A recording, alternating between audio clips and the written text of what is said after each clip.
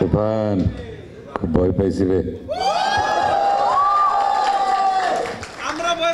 প্রশংসা আসলে আমি কার করব?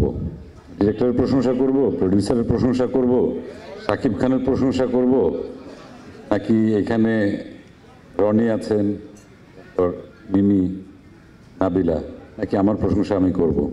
আমি কেন এই ছবিতে আমি ইনক্লুড হলাম? শাকিল ভাই, রনি এবং রাফি যখন আমাকে কল করলো যে আপনার সঙ্গে একটু কথা আছে, আসুন। আমি যখন দেখলাম শাকিব ভাইয়ের সঙ্গে আমার এর আগে যতবার দেখা হয়েছে, কোনো হয়তো অ্যাওয়ার্ড প্রোগ্রামে অথবা কোনো ব্যক্তিগত কোনো প্রোগ্রামে, সেখানে ওনার কথাবার্তা শোনার পর আমার মনে হয়েছে যে উনি আসলে বাংলা সিনেমার জন্যে মানে ডেডিকেটেড একজন মানুষ, শুধুমাত্র অভিনেতা নন। আমরা অনেকে ইন্ডাস্ট্রিতে কাজ করি, কিন্তু সেটা অনেকে করি শুধুমাত্র রুটি রুজির জন্যে, কেউ করি সিনেমার স্বার্থে, কেউ করি শিল্পের স্বার্থে।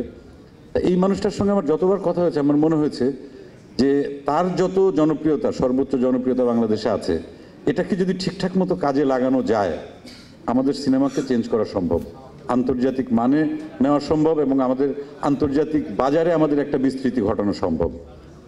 সেই জায়গা থেকে যখন আমাকে এনারা তিনজন ডাকলেন, রাফি, তারপর শাকিল ভাই এবং রনি, তখন আমাকে যখন এই প্রস্তাবটা দেওয়া হলো, আমি আসলে অনেক আগে থেকেই চেষ্টা করছিলাম, এবং আমার আর শাকিব ভাইয়ের যত আড্ডা হয়েছে, খুব কম হয়েছে যদিও, কিন্তু সেই আড্ডার ভিতর কিন্তু মোটামুটি একটা জিনিসই সবসময় বের হয়ে আসছে যে আমাদের একসঙ্গে কাজ করা উচিত।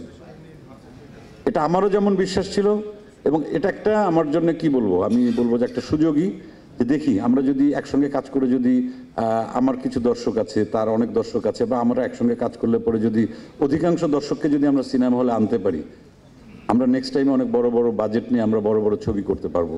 আমি রাফিকে স্পেশাল একটা থ্যাঙ্কস জানাই। যে চরিত্রে যাকে প্রয়োজন, তার ব্যাকগ্রাউন্ড কি সেটা রাফি খুব ভালো করে জানে, কোন মানের অভিনেতা সেটা সে খুব ভালো করে জানে। তাদেরকে এই এক ক্যানভাসে রাফি তাদেরকে এনেছেন, এবং আপনারা যখন দেখবেন ছবিটা, এটা আপনাদের বলতে হবে